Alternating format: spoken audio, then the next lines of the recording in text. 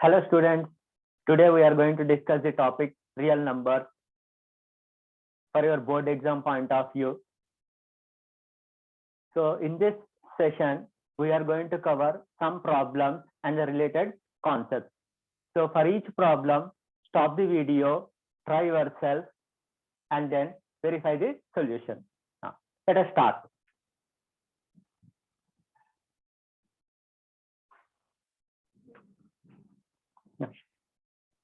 Find the highest prime factor of the number 3 to the power of 13 minus 3 to the power of 10.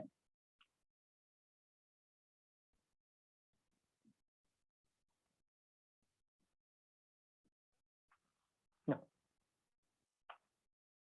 Here, 3 to the power of 13 minus 3 to the power of 10 can be rewritten as by taking the maximum common factor as 3 to the power of 10.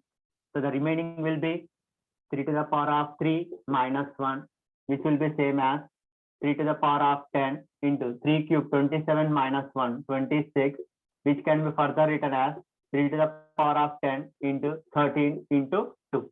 So the highest prime factor is 13. I hope you got the same answer, 13.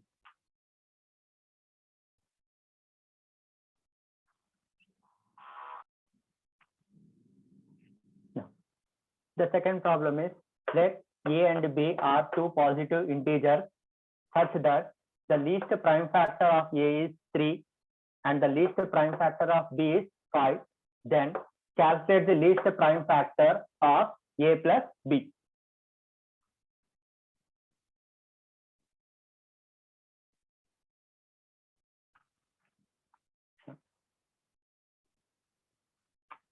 In this problem, if you observe, the least prime factor of A is 3.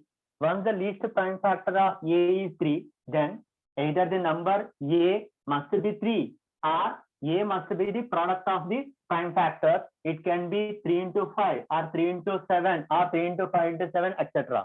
That means the number A is always an odd number.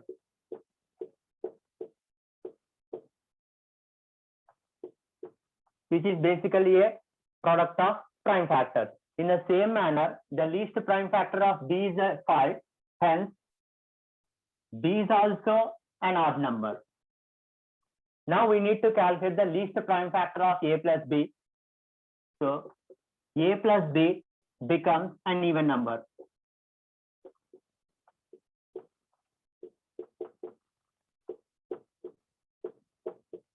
Now, as per the statement, the least prime factor of A plus B will be 2.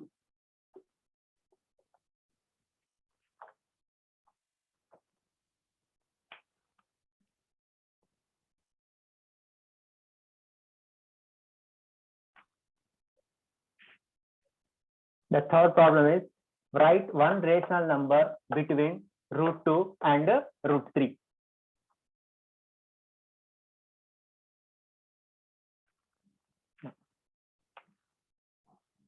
So to find the rational number of the form P by Q, where P and Q are integers and lie between root 2 and root 3. So one method is, if you know the approximate value of root 2 and root 3, then you can able to write easily. Otherwise, the another method is, here root 2 can be written as, let us multiply and divide with 100 inside the root. So it will be root of 200 upon 100.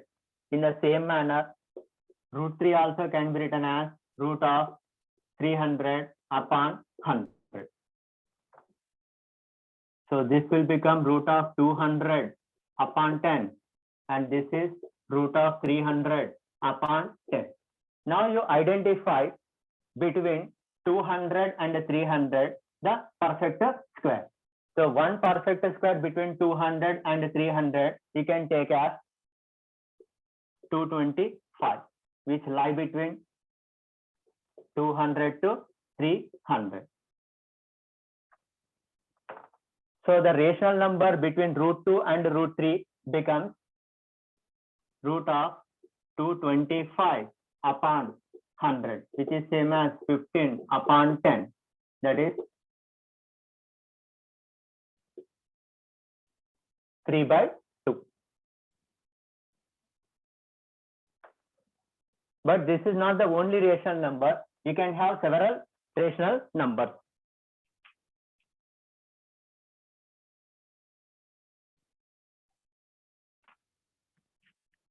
The next problem is, given that root 5 is an irrational number, prove that 2 root 5 minus 3 is also an irrational number.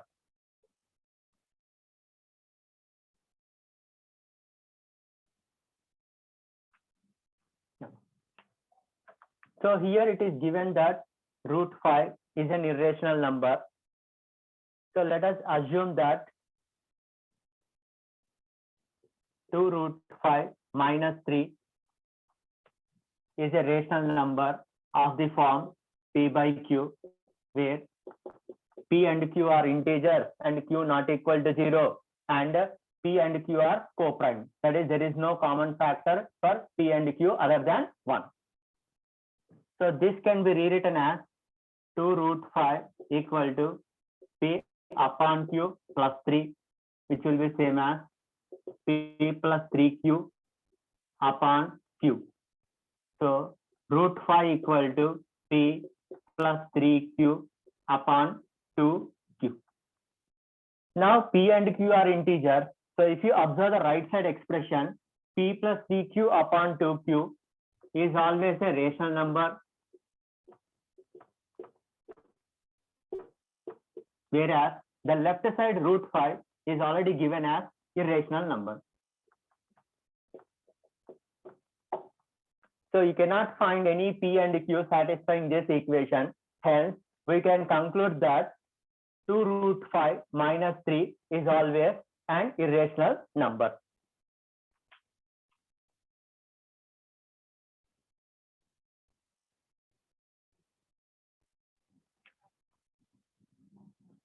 Fifth problem.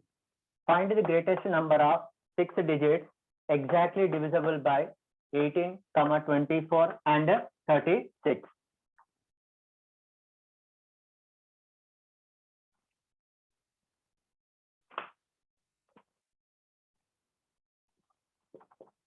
Now, so to find the greatest number, first calculate the LCM of 18, 24 and 36. After getting the LCM, you take the greatest number of 6 digits, which is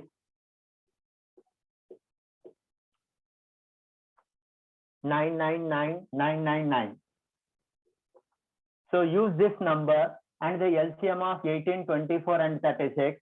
You divide this greatest number of 6 digits 9999999 with the LCM, and whatever the remainder that you are going to get, you subtract from this number. So that becomes the greatest number of 6 digits exactly divisible by 18, 24 and 36. Now let us calculate first LCM.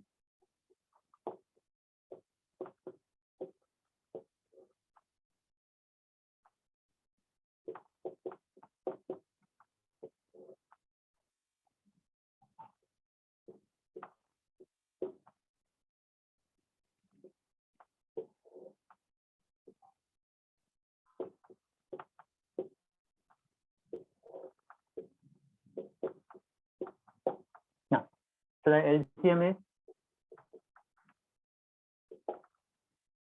2 into 2 into 3 into 3 into 2.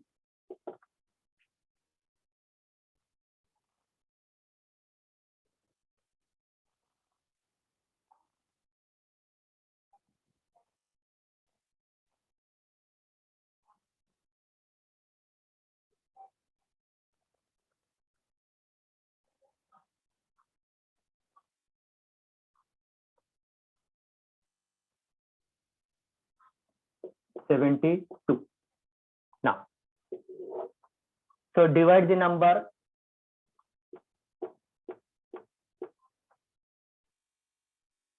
with 72. and get the quotient and remainder and subtract from it.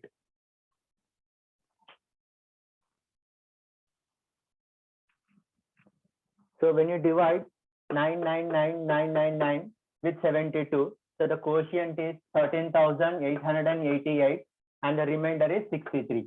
So the required number is obtained by subtracting 63 from it. So the greatest number of 6 digits exactly divisible by 18, 24 and 36 is 999936. I hope you got the same answer.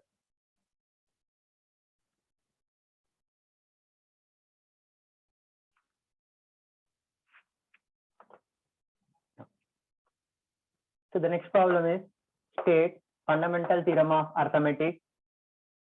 Is it possible that HCF and LCM of two numbers be 24 and 540 respectively? Justify your answer. Now,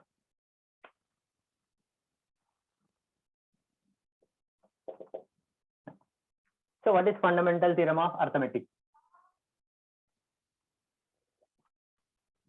Every composite number can be expressed as product of prime factors in a unique way.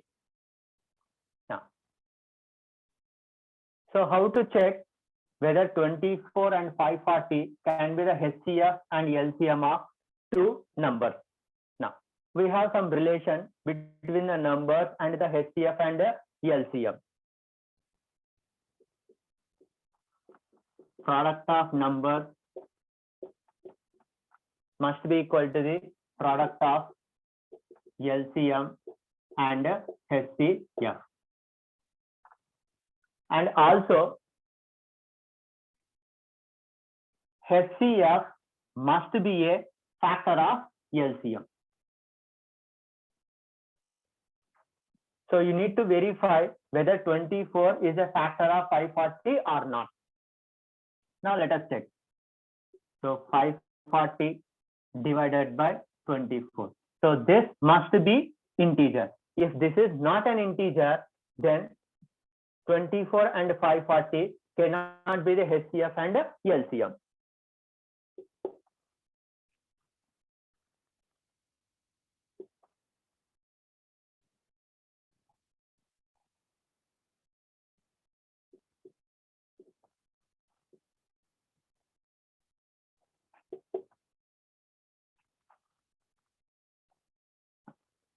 So which is not an integer. Hence, you can conclude that 24 and 540 cannot be the HCF and LCM of two numbers.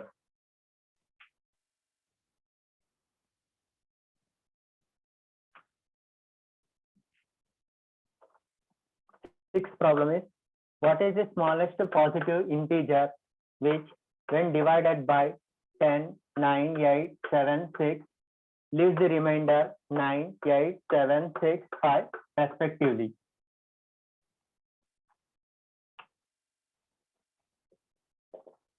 Now, so here one shortcut method is, if you observe the divisor and the remainder, the difference is always 1. That is 10 minus 9 is 1, 9 minus 8 is 1. That means the difference is always 1 only. So to find the smallest positive integer, you can calculate the LCM of 10, 9, 8, 7, 6 and subtract 1. Now, so how to conclude this? Let us have an explanation is, so if I consider the number as n, now when I divided by number with 10, the remainder is 9. So I can write as n equal to 10 into q1 plus 9. So this I can rewrite as n plus 1 equal to 10 q1 plus 10.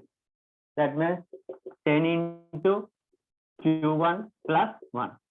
So from this, I can conclude that n plus 1 is divisible by 10. In the same manner, n equal to, now when I divided with 9, the remainder is 8. That means n equal to 9 into q2 plus remainder is 8. So here also I can write as n plus 1 equal to 9 q2 plus 9, which is same as 9 into q2 plus 1. That means here n plus 1 is divisible by 9. So if I go on proceed for the remaining numbers, so I can conclude that n plus 1 is divisible by 10, 9, 8, 7, 6. So to calculate the number n, so we need to calculate the LCM of 10, 9, 8, 7, 6 and then subtract 1. So I hope you can calculate the LCM.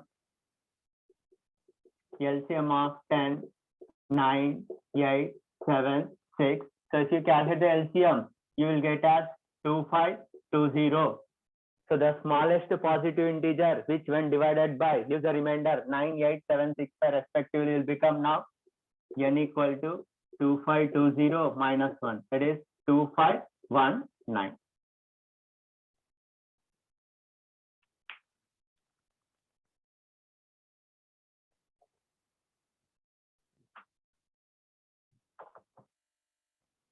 The positive integers 30, 72 and n have the property that the product of any two of them is divisible by the third.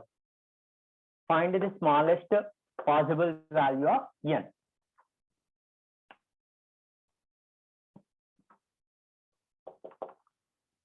Stop the video, try yourself first,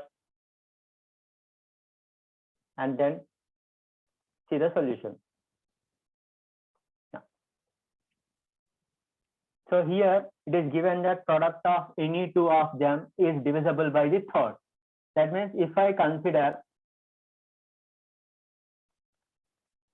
30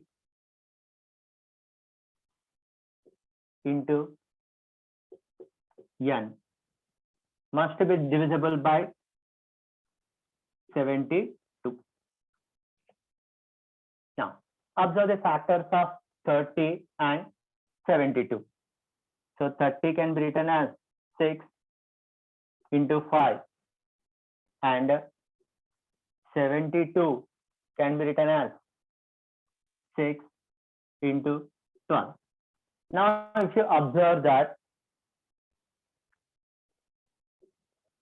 6 is a common factor for 30 and 72. Hence, from this we can conclude that n must be divisible by 12. That is, 12 must be a factor of n. Now, let us consider one more case. 72 into n must be divisible by 30. Now, again observe the factors. So already we know this is 6 into 5 and this is 12 into 6. So from this you can conclude that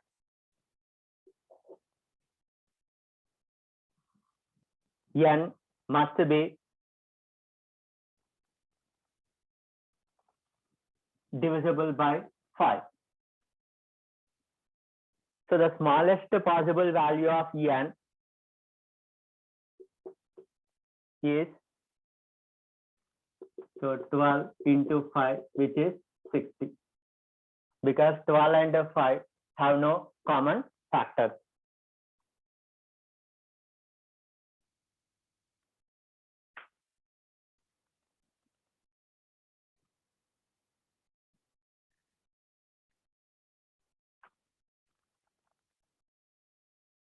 If x equal to 0.7 bar, then find 2x in the same form.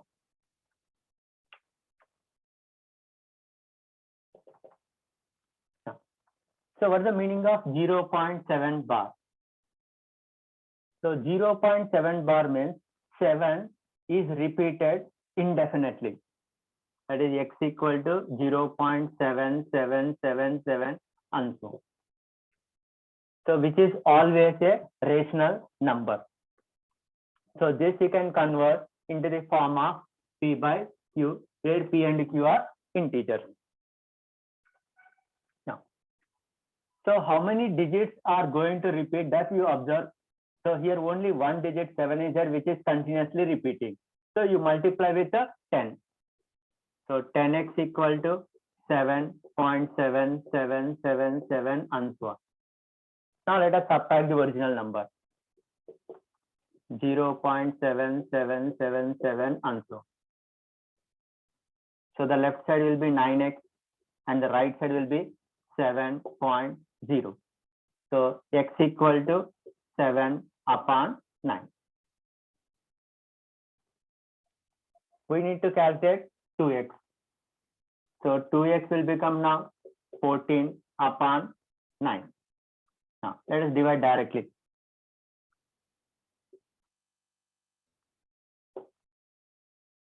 One 1.5555 and so on.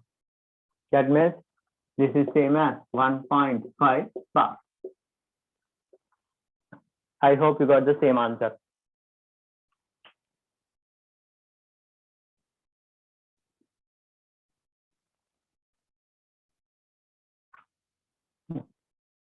Let us discuss one typical problem. Simplify. Square root of 2 plus root 3 into square root of 2 plus square root of 2 plus root 3 into square root of 2 plus again square root of 2 plus square root of 2 plus root 3 into again square root of 2 minus square root of 2 plus square root of 2 plus root 3.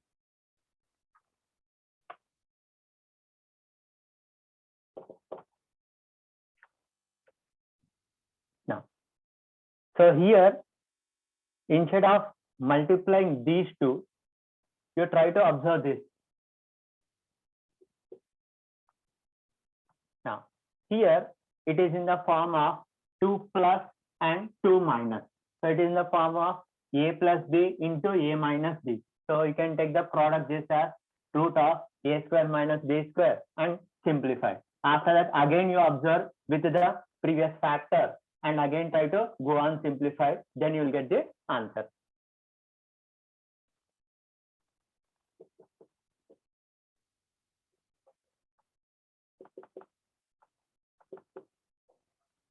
So this product becomes square root of 4 minus 2 plus square root of 2 plus root 3. Now, so when you simplify, this will become now square root of 2 minus square root of 2 plus root 3. And the previous factors are square root of 2 plus square root of 2 plus root 3 and square root of 2 plus root 3. Now again, if you observe this inside the roots as again in the form of a plus b into a minus b. So square root of 2 plus root 3 into, so when you take the product of this again, 4 minus of 2 plus root 3, it will be same as 2 minus root 3. Again apply. So square root of 4 minus 3, which is 1.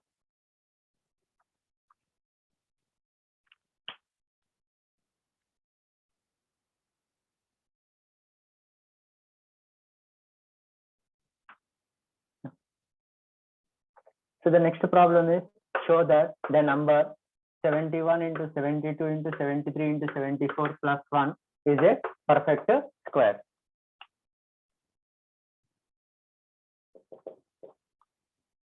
Now, so the easiest method for this problem is take the product directly and add 1 and simplify and show that it is a perfect square. So the mathematical method is, let us take some variable and try to express this in terms of the variable and show that it is a perfect square. So let us assume that x equal to 71. So the number can be written in terms of x as x into x plus 1, x plus 2, x plus 3 plus 1. Now, let us simplify this. Group the first term and last term, second and middle. So x square plus 3x into x square plus 3x plus 2 plus 1. Now, so if you observe here, x square plus 3x is same in both the factors. Let us further assume that x square plus 3x equal to a, then this can be written as a into a plus 2 plus 1. So which is same as a square plus 2a plus 1, which is same as a plus 1 whole square. Now replace a with x square plus 3x. So x square plus 3x plus 1 whole square.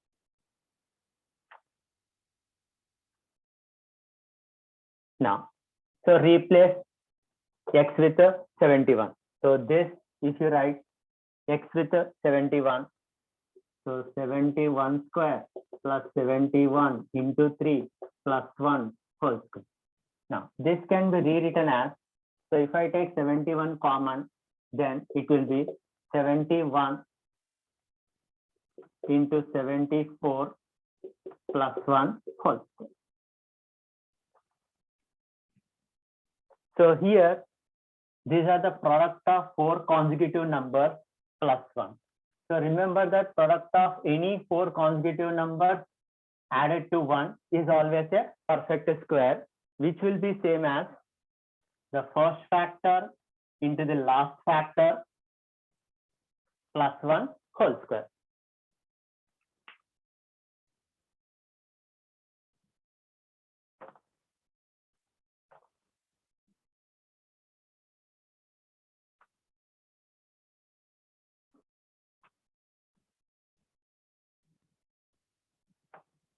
Hi students, I hope you all learned and enjoyed the class now. So if you want to learn further from me, subscribe to my channel Stepping Stone and get notifications continuously. Have a nice day. Thank you.